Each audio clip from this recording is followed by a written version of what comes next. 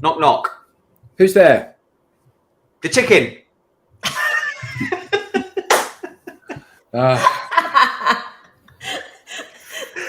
Oh. Yes, I'm so glad I didn't say this. Oh, walked right into it. You did, Alex. Adam. Wonderful. Yeah. Again. It was predictable that it was going to be me, wasn't it? Let's be honest. So, good morning, good afternoon, and good day wherever you are. Welcome to another edition of the Digital Download. Today, that's right. It is the longest running weekly business talk show on LinkedIn Live. Woo. Today, we're talking about how to be a next level leader, the conscious leader. We have a special guest, fingers crossed. There she is. Ruth Farenga will help guide us. Ruth, welcome. I'm going to bring you on in just a moment. But before we bring Ruth on, let's go around and introduce the panel. And while we're doing that, why don't you in the audience reach out to a friend, ping them, and have them join us. We strive to make the Digital Download an interactive experience, so audience participation is highly encouraged. Right. So, introductions. Adam, would you kick us off? I would love to. You can see who I am. My name is down there. I'm co-founder. They can't see that on the audio replay. Sorry. I'm Adam Gray, co-founder of DLA Ignite. And I'm delighted to be here with my fellow panelists and our special guest today.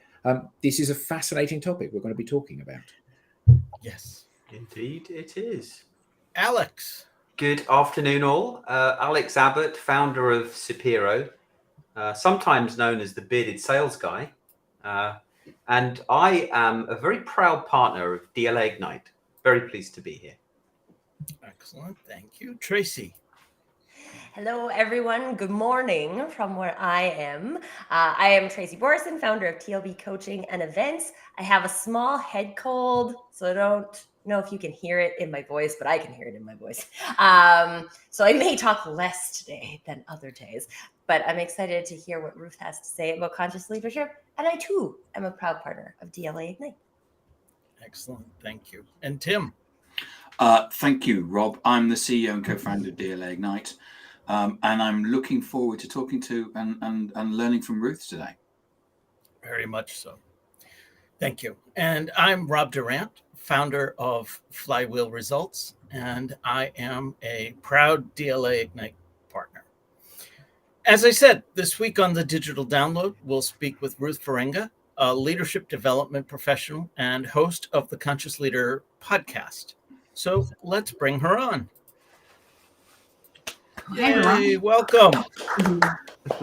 Ruth, good afternoon and welcome. Hi, how are you? Doing well, thanks. Please tell us a little bit more about yourself and how you got here. Sure. Yeah, so my background's in corporate. So I worked with Intel Corporation, Pearson Education, and I found in corporate I got quite stressed, to be honest. And first of all, I picked up mindfulness for myself, so mindfulness training. And then I went on to become a mindfulness teacher alongside my corporate work with no plan of how to work in it professionally. I just was doing it because it felt like the real deal in terms of my mental health.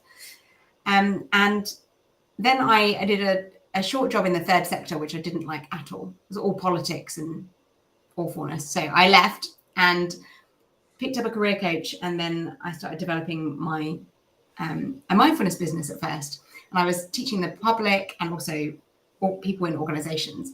But I found with teaching people mindfulness in organizations, it's a bit of a band-aid for what is really needed, because you might be teaching people how to listen, how to be really more considerate, more still. And if they're not seeing that role model from the top, that creates a kind of dissonance that means they're like, I might want to get out of here. So it's not great ROI for a company all the time. So I realized this work needed to start at the top. So I retrained as a professional coach. I started doing leadership training programs, producing them with my mentor. And then I went on to start the podcast because my research showed that leaders love learning from other leaders. So I find the best people leaders I can, and then I hack into their brain about what's working or what's gone wrong, so people can learn from their philosophy and culture. Yeah, and finally, then I pulled together their top traits and behaviors into this book, Next Level Leadership: 9 Lessons from Conscious Leaders, which is really the top elements I see common among those leaders and what makes a great successful leader in today's world. So that's a whistle stop tour. I think that's helpful. Fantastic. Excellent. Thank you. So let's start there then. What do you mean by a next level leader, a conscious leader? So really, consciousness is about awareness. So it means you're aware of your own actions and how they affect others. And at a kind of sort of functions at a very sort of micro level and then a macro level. So I always say this is about 3 layers of development: self, interrelation, wider culture. So a conscious leader will start by recognizing that this starts with myself. So my own reactivity, my own habits, my own productivity, the way I manage my mood and the influence I have on others. This is the first layer. And then beyond that, how I interrelate. How do I listen to each other? How do we listen to each other? How do I coach people? So I'm not fixing their problems, I'm helping them think better for themselves. And then beyond that, the wider culture, like what do we want it to feel like around here? What's a commercially successful business that is a fantastic place to work, that feels fun, productive, high performing, whatever the words are that we want to create. So they're really, I think conscious leaders really think about those 3 layers of self, interrelation, and wider culture. And you mentioned commercially successful. Isn't this really just woo-woo feel-good stuff we're talking about? I mean, where does commercially successful fit in? I know you're probing me here. Oh, most definitely. I mean, Yeah. you put a volleyball up, I'm going to spike it down. I'm gonna get it, yeah. Yeah, well, when we think about the modern workforce is demanding. It demands good people. It demands people who are emotionally intelligent. And if you don't create an organization where you have good interrelation between people, good culture, people will leave, and retention will be really poor. And I work with a lot of tech companies, and retaining good talent is some of the biggest drain on them, and biggest cost factor. So I think some leaders can think you get into this stuff and you're going to go a bit soft around the edges. I don't think so. I think it's going to make you way more focused about what really matters. A lot of leaders stay busy. They stay in the technical, they stay in the detail, when really they're forgetting that their main role, especially as the more senior they become, is the people stuff. It's going to be about helping people show up as best they can at work, in order to be successful, in order to retain those people. People leave. Was it Gallup said that 75% of people leave their job not because the position itself, but because of their manager. And Ruth, in terms of this, like, I am with you. I believe that there is commercial value in the people things, but do you feel like in like our historic definition of leadership, because you said it's kind of their job to manage the people, not to manage the details. In my experience of leadership, I would say that that's not necessarily true, that it doesn't seem to be the narrative that now that you are a leader, your job is the people and it's not the things. I have a friend who recently got promoted into a leadership position, and she has 10 direct reports, one of who is on long-term disability that she can't replace because they're on long-term disability and she works for the government, and that's a whole thing. And she still has to do the same job she was doing before. So there really isn't even if you wanted to be a conscious leader, there's not really the time created for that in the structure of leadership. So how do you see the structure, historic or nowadays, contributing or not contributing to our capacity to become a conscious leader? So she's picked up a leadership role of 10 reports and she's Yes. got to do her existing job. Okay, Yes. so she has no space to lead, No. really. Yeah, that's Absolutely. challenging. You know, she's going to somehow have to figure out how to delegate like at least 50% of what she's doing in order to have that space. But yeah, she's not settling that up. And I think it's common, you're right, that a lot of people get promoted through their own skill success. They're really good at their technical aspect and they're promoted and maybe just given on extra responsibilities. But we have to allow time for this. I don't think there's any way getting around this, that we need space. People need to feel our strong intention. They need to feel we care. They need us to connect personally on some level. Not everyone wants to be very close or very open. That's okay. But if we have no space, there's not a chance to really succeed. That's tough. So We have some great comments from the audience already. Rob Turrell says, is this more like tough love, Wendy Rhodes Billions style? I don't know about Billions, to be honest. I haven't seen it, but tough love, as a leadership approach, tough love. I think that was coming in more when we were talking about the coaching and woo-woo versus commercially successful.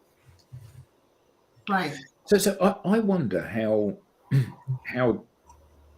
So it strikes me that this is a fantastic vision for an organization to have. You know, we put the people first. The leaders lead. You know, they're walking into battle carrying the flag, and they've got their hand behind them to pull everybody into battle with them. And that's a lovely mental image to have. But the reality is, like Tracy's friend, you know, people get promoted internally. I haven't got anybody to replace you with that's as good as you. Therefore, you need to keep doing that job, and you're taking on both the management and the pastoral care of the people that are in your charge. And it strikes me that you know, nobody ever puts their hand up and says, "Well, I've got loads of time. I can do more stuff." Everybody is busy or thinks they're busy, and there will be casualties, won't there? You know, if I'm loading you up with another full-time job on top of your full-time job, and it's all very well to say, well, you know, happy organizations where people really believe in their leader perform 20% better, but actually that doesn't help me make my number today. And I think that you know, there's the difference between the vision and that abstract picture of where we're heading and that beautiful sunny uplands that we're walking towards, and the reality of where I am today and the struggles that I have selling things or managing clients or struggling with a product that isn't working properly or an integration that isn't there, and all of those issues. So how do we balance these two? Because we know that the long-term thing is really important, but actually the short-term thing is, if I don't sell something this week, we're going out of business. And I think this is very much about bringing the team into the conversation around this. So if you're stretched as a team, we need to collectively own that problem, be it the stress that the leader is under, the volume of workload. What has to go? If there is not time to do everything, what needs to stop, and how do we innovate around what needs to be done? Because maybe there's loads of better ways that we could be doing things. Maybe there's lots of time we could be saving. And some of the most simple ways of doing that involve structured listening, where you take time. You can feel like it's too slow because we're really busy, right? But let's say we go around and we have a problem about workload. We go around and we listen to the 10 for 2 to 3 minutes each. We take half an hour of listening about how we solve this problem about workload without interrupting each other, without any kind of crosstalk whatsoever. So everyone is there to come up with ideas about how we deal with the workload issue. And what you'll find in those 2 to 3 minutes of thinking each, because people get that whole nice big space to do that, people will come up with loads of ways that they can support things. But quite often they're not empowered to help each other before. They just head down like, let's plow on with my own things. So we need to create environments where we're of co-support and of like really hearing each other, even if that's just for 30 minutes around a specific problem rather than being head down. But I'm not underestimating the challenge. Yeah, and it wasn't a challenge. It wasn't a challenge of you. It's more stating a challenge that lots of people have. You know, it's like it's all well and good to say, you know, everybody needs to take a little bit of me time. So I'll take 30 minutes during the middle of the day, and I'm going to go and sit out in a field and have my smoothie. and watch the birds fly, and that'll help improve my mental health, which of course it will. The problem is that I've then come back into an office with 30 minutes of additional work that I've got to do by the end of the day.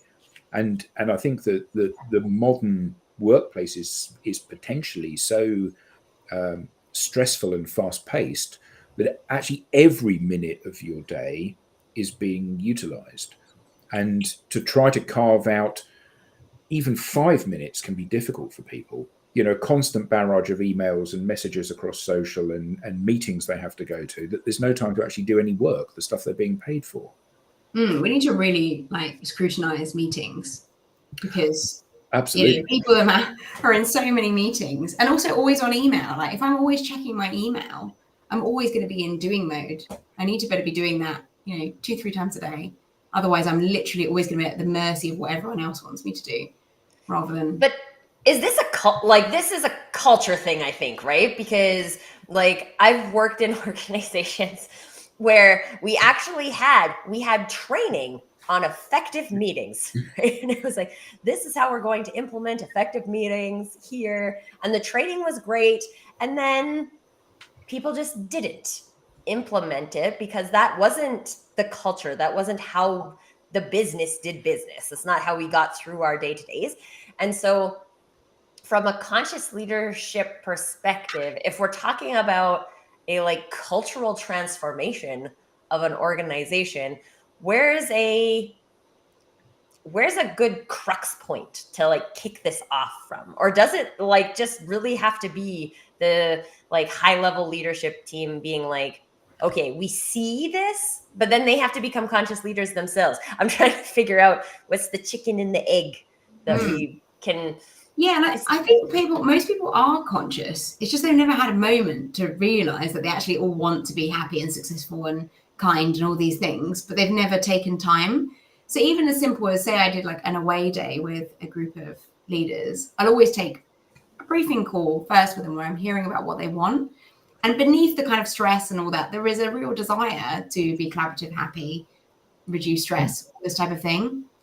And the other thing that you can do is take time where you involve the wider company or a cross section of people in the company, and you get the leaders to take their leadership hat off and be one of us, be one of everyone. And then together we work on ways to have a more effective workplace, a clearer vision, because quite often we're busy, but we might be busy doing the wrong things.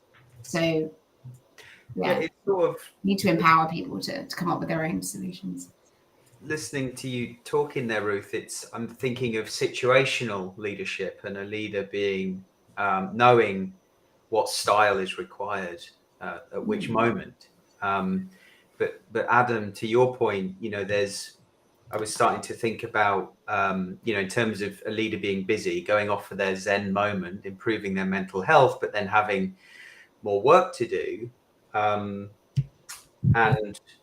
how that sits with leading by example versus inspirational leadership, where you might have to lead by example because someone needs the support. However, if you've had to take yourself away to support your mental health and have a think about a problem that needs solving or the next step the team needs to take, how do you inspire the team to then take that step? And if those situational leadership, leading by example, and inspirational leadership, are they all types of leadership that are required, or is there should it be conscious leadership? Yeah,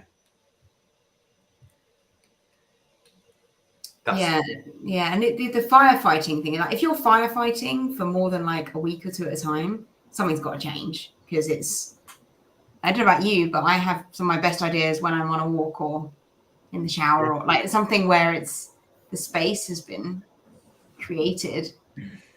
And then, if I don't make a note of what that idea was, it's gone. Yeah. I keep thinking I need to have a whiteboard right outside my shower. So all the good ideas down.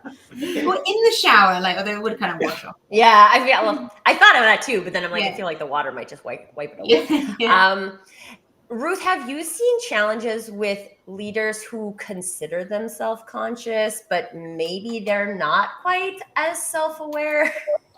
as they would need to be in order for them to actually practice conscious leadership. Because this is something I have experienced, is that there's people, especially when you use the words growth minded, they think that they're growth minded, but then as soon as they're put into a growth situation, they're like, oh, hard no. They're like, okay, maybe there's some more self-awareness you could explore there. Yeah, it's very common with something like listening. A lot of people are like, oh yeah, I'm really good at listening. And I mean, I've been working on listening for the last 12 years. I'm still working on it. You know, it's still really important to cultivate. Yeah, I think you can get a lack of awareness sometimes. It really depends. It depends. Most people, I feel like there is a more ordinary, you know, someone mentioned like a more heroic type of leadership or visionary. This is becoming a little like done. Like people are kind of fed up with this heroism. What they want is an ordinary person who's going to say something like, oh, sometimes I have imposter syndrome, or I struggle with fear ahead of a presentation, or the board meeting that's coming up, that because they need to relate as a human being. Yeah, it's important. We have some great comments coming through. I'll share a few of them. First, Chris Gunn says, is emotional intelligence better for the COVID experience? Ruth, do you have any observations there? Yeah, I'm going to answer is how I think the question is phrased. So is emotional intelligence better since COVID? I would think that's what I would say. Yeah, there's a mix. I mean, I'm sure you guys have got loads of comments on this too. There was this really weird thing in COVID where some big exec had like grand pianos behind them, didn't they? And like giant gold leaf things. And then someone struggling at home with like 2 children, and they're like looking at their exec like, oh my God, your house is so enormous. And this I'm struggling with here. So there were some moments where there was a real lack of awareness. But some people have really had to share more about their families and the real life, because that's just been there. So I think there has been a certain removing of the mask. But then we've got this whole like remote working, in-person working thing where we swung to remote working because we had to, and everyone said we couldn't. And then suddenly everything still worked when we're all remote. And then a lot of companies are coming back hard on in-person working, and it's like all that empathy has suddenly in certain companies disappeared, and the person saying, well, I'd quite like to do the school run 3 times a week and I can still do a work a bit late and I'll do this, that sometimes goes out the window back to a very productive. So I think, yes, in general, I think we are better for it. We've seen more of each other's personal life, but it's interesting how that's springing back to a more contracted control style in some. Isn't it interesting that one of the companies that has forced people to come back to work recently is Zoom, the very company that I didn't know that, actually. Really? Which I just think is hilarious and ironic, and it's not exactly living the brand, is it? No. Yeah. Well, and I wonder from a sorry, everybody, I can't talk today. From a conscious leader perspective, was it like we got a sneak peek into what it's like to create space for this like empathy and listening, and then that's a little uncomfortable, so let's just retract back to the way we did it before because we're familiar with that?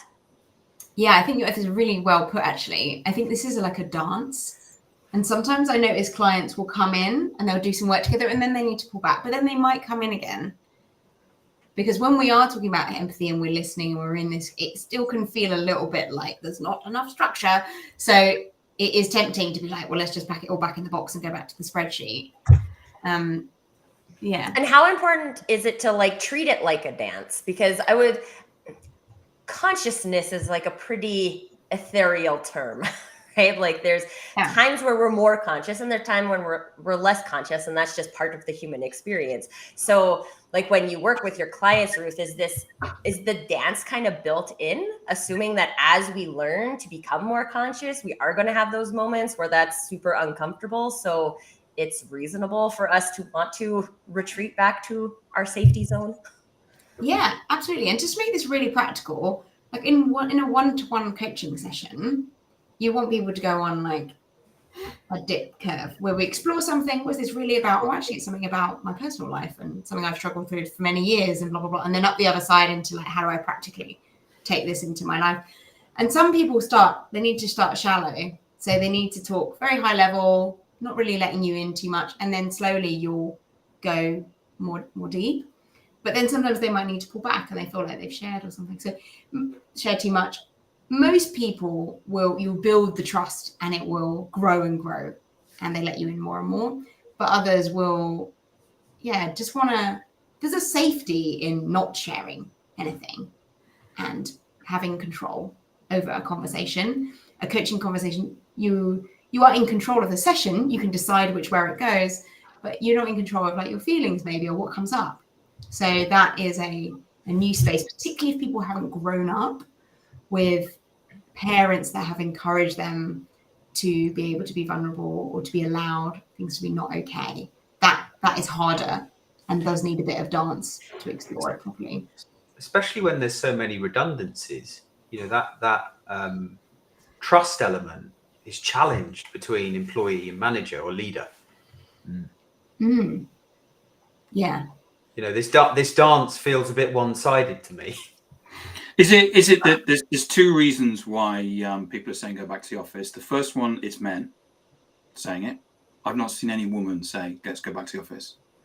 And the second is that they own office space. Okay. Yes, actually, and as a bank, if they don't get people in their office space, they're going to be bust.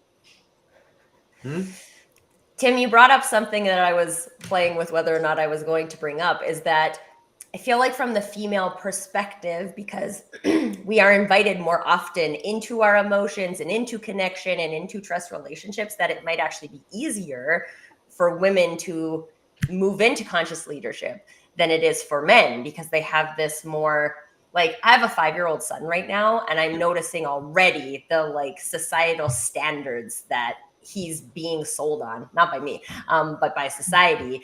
And I wonder if that makes it more difficult and we still have more men in leadership. And so is this like a self-fulfilling prophecy? I mean, I saw someone yesterday on LinkedIn. It was a man beating his chest, said, if you don't come back to the office, you're losing deals, which is such a blackmail-y thing to say to people. And really, do you mean if I can't go on the school run 3 times a week and still not win deals? Come on. What was that stat your daughter shared, Adam? There are more. Oh yes, she was very pleased that the number of female CEOs of Fortune 1000 companies has now overtaken the number of CEOs named John. That's insane. Yeah.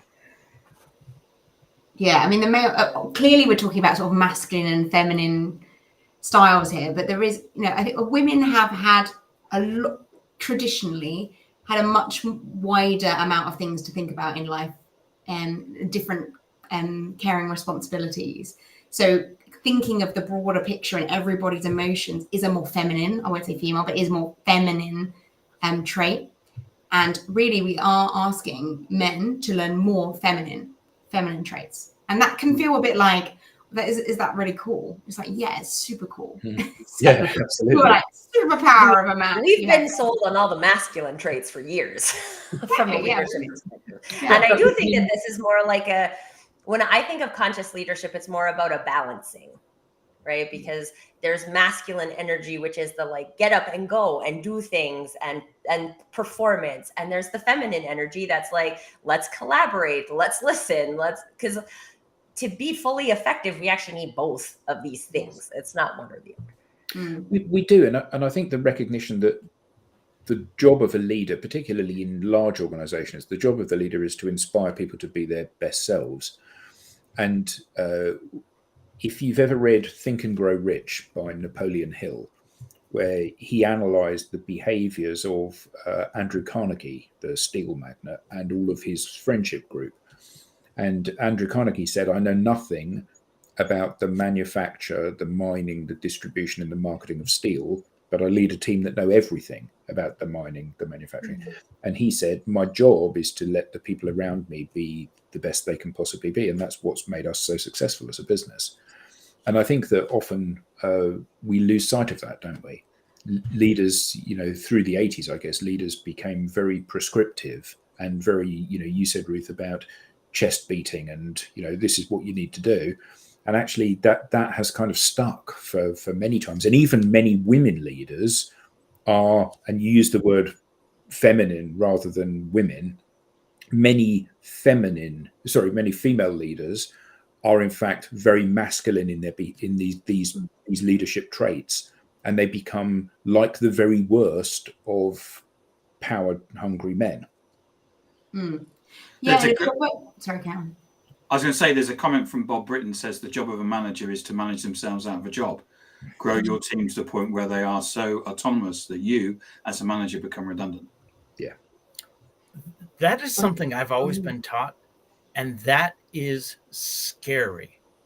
Until you realize you cannot advance until somebody can come in behind you and take over for what you're doing now. And I think Andrew's comment, do companies provide the correct path to allow new leaders to transition from worker, in his case, the frontline worker, because we were talking about earlier how we had somebody who was promoted to a leadership role, but still responsible for all of their frontline duties as well. Do companies generally provide that correct path for that transition? No. There's a mix, I would say. Some do, some really recognize the space that's needed. I mean, 10 reports on its own sounds like a lot of reports. Yeah, it is. I talked to somebody once who said they had 150 direct reports. And I was like, this. But so when we're talking about structure, like that's not, 150 you can't, right? Yeah. Like, what's the name of that like magic number of like, you can only have 150 people like within your consciousness. Yeah. So you can't effectively lead and or manage 150 people. It's not a thing. So I think like from a structure perspective, these are the types of things we need to look at to say like, are we empowering these people? And have we just taken, because I think our hierarchical, I can never say it. You know what I'm talking about. The hierarchy of the business is something that I think breaks leadership, because if the goal is to move up the hierarchy and you move up the hierarchy based on performance in your last job, but leadership isn't the same as just being a specialist at a thing, and then we don't provide training for our leaders, then the whole structure is actually broken. Yeah. And I think at the root of this, and that, going back to the point about putting yourself out of job, or what Adam was saying about the leader that was really like non-egoic, like not egotistical at all, it really requires a really strength of self-esteem. And that's what I talk about in the book at the beginning, is a lot of our issues in the workplace around gossip and bullying and manipulation, all of this, it comes down to stuff we've had in the playground and our upbringing where our self-esteem is low. So we then take it out on other people, and then we feel like we need to keep all our responsibilities. Whereas the more we can strengthen our own capacity to be okay with who we are, the more we can then facilitate others, that we don't need to prove ourselves anymore to ourselves. I agree with Bob Britton's comment that you can lead 150 people, but you can't manage 150 people. Because there's a difference between leadership and management. It's something that we debated a lot when I was in corporate, about whether something was leadership or management. Good comment, Bob. Thanks. Yeah, because you can lead a country, yeah, right? But you can't manage all of the people who are doing all of the things. Yeah. Well, Dale's comment's interesting. Sorry, Rob. Dr. Dale Child says the key is personalization. Typically is a dangerous statement. Everyone is different.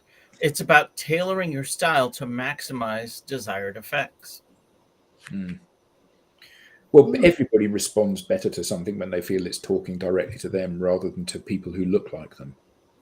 Yeah. Well, and something that I've noticed is there's like a vibe, right? So we don't all look the same on this call. There's lots of things that we have in common. But we don't all have to look the same to vibe the same. And this is something that I've found really interesting in the conversation because I can't remember who it was, but someone asked if we could share some examples of leaders that inspire you, Mike. And like one of my best leaders was a white male. But what I always appreciate about him and continue to appreciate about him today is that he looks for the like spark within people. So when he's responsible for managing an individual, he looks for a spark. And he was the first person who saw a spark of leadership in me. And he gave me an opportunity to lead. So I was 26 and he gave me an opportunity to lead. I was working for a direct marketing company and he gave me an opportunity to lead the account managers.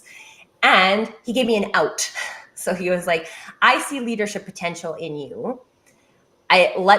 If you're interested, let's try it. Let's give you this small team to lead, right? I think there were 4 of us. So then I was kind of the team lead. So I was leading 3 people.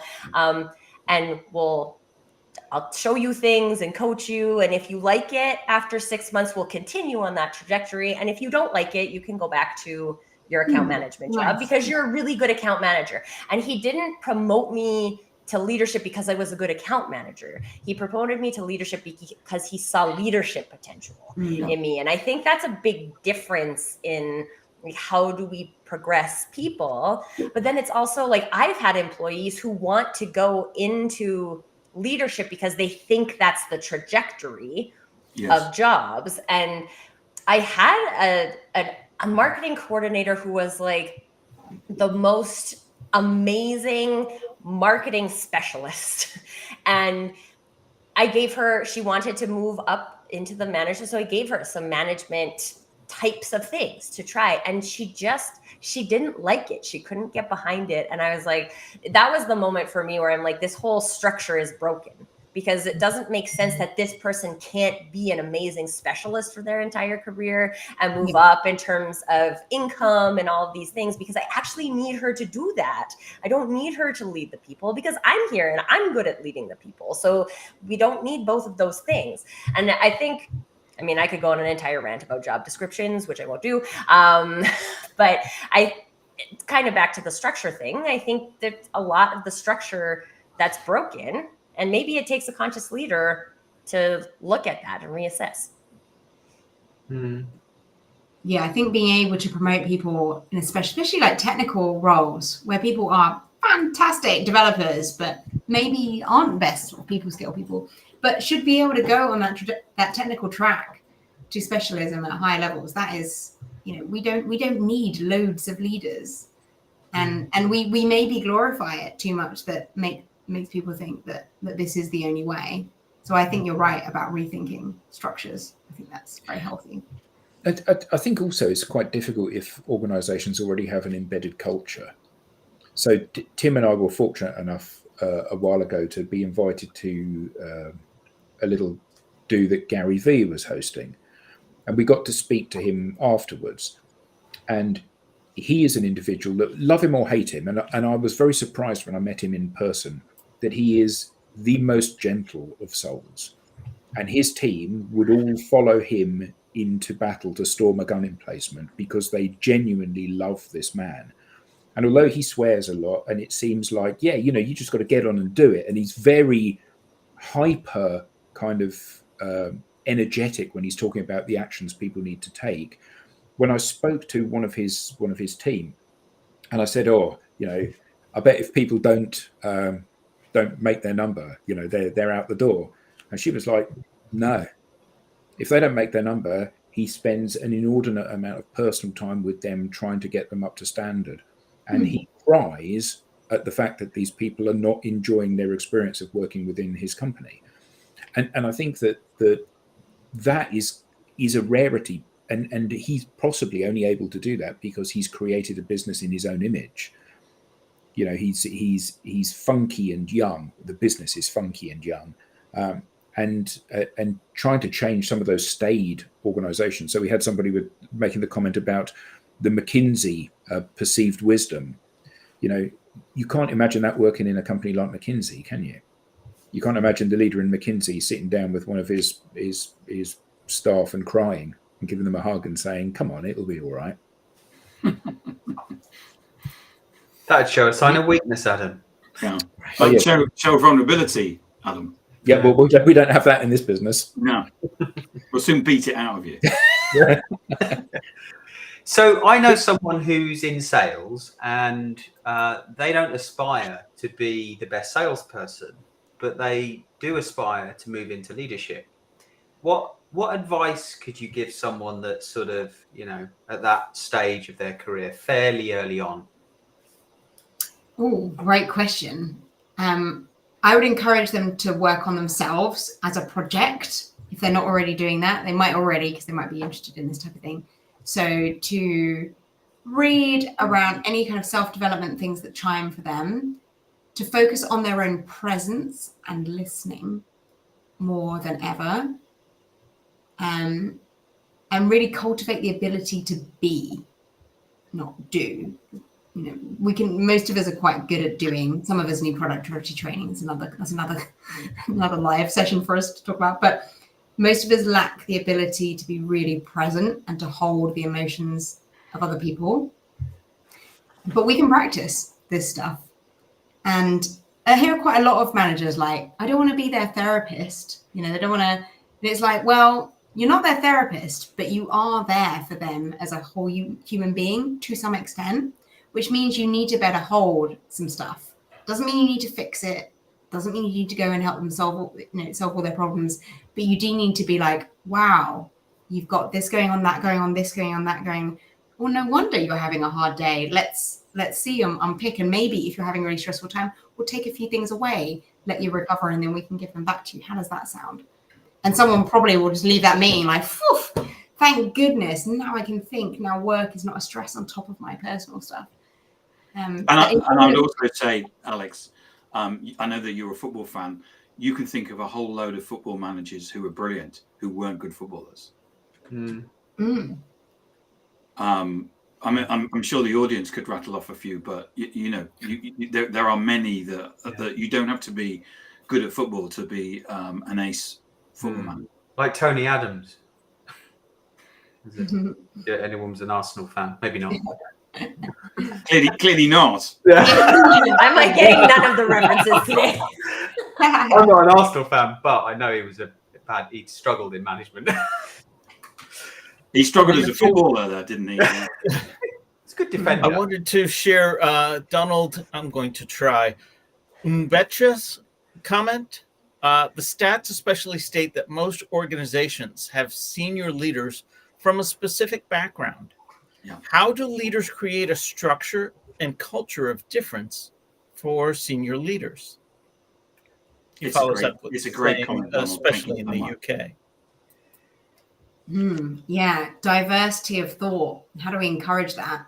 It's so easy to hire and listen to people in our own image, isn't it? And from particular schools. Yeah. Yes. Yeah, I know. Yeah. One of the conscious leaders that I interviewed actually said that she has now a personal board of different people. Now, she used to have the people that she took advice from, or she realized they were all a similar age. So she's a CEO, very successful young female CEO. And she noticed that a lot of the other women in her group were also white, about 35 or so. So she then set about creating different types of people who would influence her. So we need leaders to start doing that, but also to welcome. Diversity is hidden sometimes. It's sometimes diversity of opinions and ideas. So we need to get better at listening to different perspectives, and not seeing it as like an affront on our business model. Not to management by committee that we go around the houses for 1,000 years, but we develop listening structures where we welcome different approaches and we try and pilot different things to see if we can do things differently. A lot of innovation, if given the opportunity, can happen around the edge of an organization. And then they're doing it really well. And another group goes, oh, wow, what they're doing is fantastic. But they need permission to have a go at this. Doesn't this stem from the confidence of the leadership, though, because one of the things that I've experienced a number of times at points during my career has been I've had a manager that wasn't confident, and consequently, what you find is that praise doesn't percolate down, but criticism does. Ideas are stolen and subsequently stop coming as a result of that. And there's no desire to champion fresh ideas and fresh ways of doing things. You've worked for some really toxic organisations, haven't you, Andy? I have, yeah. But they haven't all been like that. I've had some great managers. You just remember the bad ones, don't you? So you do, and I've been fortunate enough that within the same organisation, I had simultaneously one of the best experiences of being managed and one of the worst experiences of being managed, and it threw one through the other into sharp relief, and it was interesting wondering how those two kind of approaches could coexist within the same organisation, which was quite small. I actually wonder, Adam, if confidence and consciousness are related, because I think when you are self-aware as a leader or as a person in general, what you realize is that you have strengths and you have weaknesses. And it's not about being afraid of my weaknesses. It's about using my team to populate my weak points. And in so doing, I'm not so concerned about my image as the leader, pretend that I can know and do and be all things, but I can know and do and be me, and the team is meant to fill all the gaps. And therefore that allows me the space to be more confident, because I'm not constantly thinking about what I'm lacking. I'm thinking about what I have, and then the team is thinking about what they have, and they also get to see that, like, hey, I need you to fill that gap, because that's not what I can do. I need you for that. And it allows, I think it creates more, the consciousness creates space, I think, for confidence to build. And I think to Ruth's point as well, Tracy, confident in just you being you. Yeah. And so that you can then accept your weaknesses and know who can fill them around you. Yeah. The hardest thing for a leader is to try and step into a new role without needing you to prove yourself to everyone. Yeah. And earn this respect. And so that's a lot of pressure. It's hard. But I think people do accept it a lot more these days, that when you are human and show vulnerability and show that you're human, it builds a stronger relationship between you. When you're trying to be something you're not, it's usually quite obvious. Yeah. And I'm just wondering, Ruth, how much of that comes from like that narrative of I have to prove myself? How much of that comes at us externally? Because I know some of it does, but how much comes from us internally? And that's actually our narrative that we created, that I have to prove myself instead of something someone told me. Yeah. Yeah. And it's back to upbringing. A lot of people, were praised for achievement, and that creates a thing where we have to achieve in order to be loved, things like that. So, it's, and also how is the leader being led? Are they being told, you've got this, I can't believe this is going to be really good, but you don't have to prove yourself. You're ready already. Take your time. Or are they being like, you need to batch up in a certain amount of time. This team needs performing. If you don't, then, there's consequences. Like, what is the energy going around between the leadership? Because I know a lot of leaders, maybe you do, that are literally having to be a buffer from above because there's a lot of toxicity coming down, and they're like, I'm going to make a great environment for my team, but what's coming from above is not great. So I'm getting support from elsewhere, from peers, from mentors, in order to defend my team from. Yeah, one of the best bits of advice I ever got was that as a manager, my job was basically to put an umbrella up and to stop the shit coming down from above. And part of my job was to work out which shit I could basically throw away, because they would never come back and ask for that spreadsheet the answers of that spreadsheet to be filled, and which ones would actually. And anyway, But It's that just was a shame, isn't it? It's a shame, you know. it is a big shame when Not a you're waste of energy, but yeah, it's when very you're odd. working in an organization and you're basically going, no. But it's true. You're working in an organization where shit's coming down. It's your job is to basically try and stop it. Not hitting your team. There was one episode where we described it as fighting dragons. Yeah. The dragon I obviously didn't get that memo, Tracy. I'll call it Fighting Dragons next time, okay? I'm just like, I can't remember. It was another like kind of personal development leadership episode that we did. Us and Brits always use umbrellas because we get so much rain. Yeah. The umbrellas. I had an experience where like literally, because I brought it up, I felt like I was keeping my team safe on a tropical island and I was running around the outside of it fighting dragons. And it's not sustainable whatsoever. Yeah. There's a couple of episodes actually we've done where Tracy has left us with exceptionally memorable things. She's a storyteller. Yeah. I think in visualizations. Like, Alex, do you remember the thing? Alex, just do the thing. Yeah, just do the thing. do If you the want to get the thing, you've got to do the thing. Yeah. So today's do the thing, everyone, is be a conscious leader. Yeah. So Ruth, on that point, like if there's individuals out here who are like, okay, I think maybe I'm a conscious leader, but maybe there's some more work I can do in the arena. What are some great resources that they can check out? So resources to help them. Yeah, move along your journey to be a more conscious leader. For example. Ruth. Yeah, obviously. That's what I would do. Yeah, I mean, in the book as well, I reference other books. I think directness is a really great skill for leaders to learn. Many of you may know the book Radical Candor by Kim Scott, who talks about how we be. I mean, the amount of companies that do not have direct conversations very well with each other, I think, is an issue. But that's on the doing side. That's in the like how we tackle things. I think the biggest thing a leader can do is learn to be still and present, which means things like mindfulness. Now, some people think mindfulness is fluffy and like, you know, it's goo goo gaga stuff. But the mindfulness I've learned is been run by Oxford University, and it's the neuroscience behind it is solid. And we're learning to watch our emotions rise and fall, like watch the wave of reactivity. So mindfulness is not about sitting quietly somewhere so that everything feels really perfect. You might have calm experiences in meditation. You might have difficult ones. What you're learning to do is sit with the experience, however it is, however it comes, and be able to ride those waves. Because this is where we get the kind of self-regulation, self-control, kind of peace with what's happening. Uncertainty, problems in business, difficult leaders, employees, blah, blah, blah, market conditions will always be coming at us. So this is where we need to develop a kind of steadiness in ourselves as best we can, that we can face that. And a stillness and confidence. We've mentioned confidence today. It's a really good point.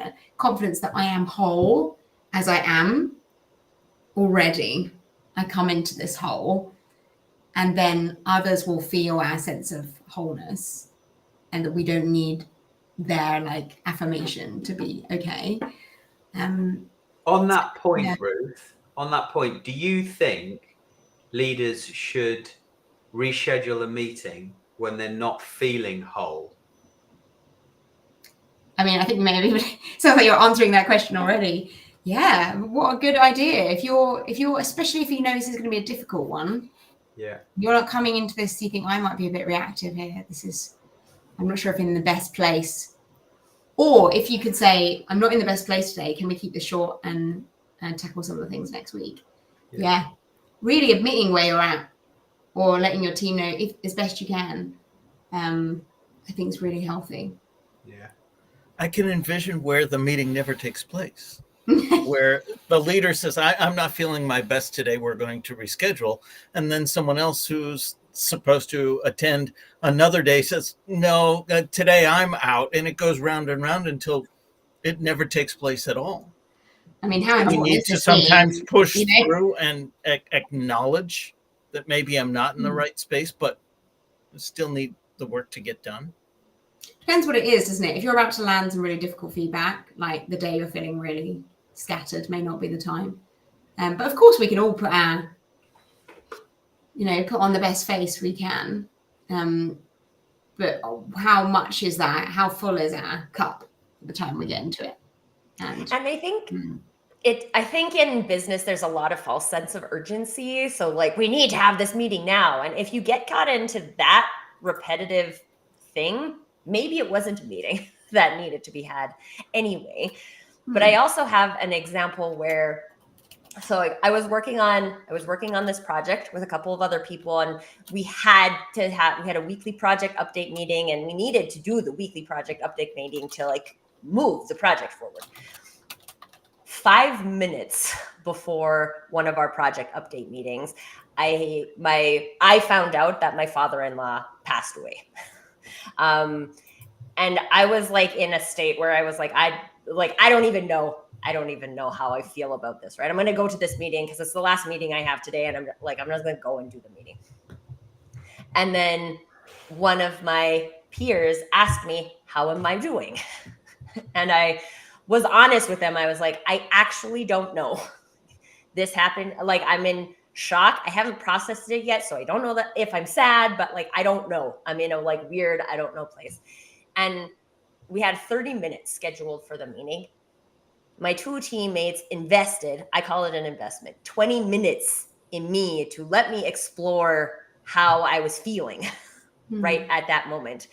And then we had a very productive 10 minutes of project meeting, which is really all we needed. We only needed 10 minutes for the project management piece. So I think that when we allow ourselves to have that flexibility and to say, like, if we invest, again, like I like to call it an investment in people. If we invest in our people and our team for 20 minutes, does that not mean that we can't accomplish what we came here to do?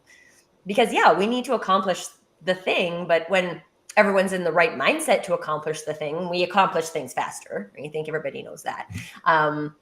So I just thought it was really meaningful to me and a really great example of how we can create space for people to be people and hold them and also accomplish the things we need to accomplish. What great generosity to give you that space. And like you said, it set you all in the right place to be like, right, bish, bash, bosh, how do we get that stuff done? Fantastic example of conscious leadership. Yeah. Ruth, you've got a podcast, you've got a book, you've got a TED Talk. How can people learn more about you? How can people get in touch with you? So consciousleaders.org.uk is the best place to find all about conscious leaders and myself. The TED Talk is called Tapping into the Leadership Superpower. And it's all about, it starts off with a football example, actually. So if you're intrigued, you can listen if you like soccer or football. But it's all about the intention we bring, how we're showing up. And the book pulls together all the lessons from the podcast for these top traits and behaviors with lots of it's told through the stories of the leaders I interview. So it's very practical. If you like practical and you like, oh, this is how you did it, and then you did this, and then you said that, as well as the theory, the global research that backs it up, then next level leadership, 9 lessons from conscious leaders will help you do that too. Fantastic. Cool. Thank you very much. And to our panelists, thank you. To our audience members, great questions, great comments. Thank you very much. This has been yet another edition of the Digital Download. If you have something to say, if you would like to be a guest on the show, please reach out to us at the digitaldownload.live. You can scan the QR code on screen to fill in the Be Our Guest. Ruth, on behalf of myself and the other panelists, thank you again for a fantastic conversation. It was so great to meet you here and learn more about what you have to say. Another fantastic episode. To everyone really else, Thank you, Ruth. oh, great. Very Thank much. you. Thank you very much, Ruth. That was great. Thank you. And we will see you here next week.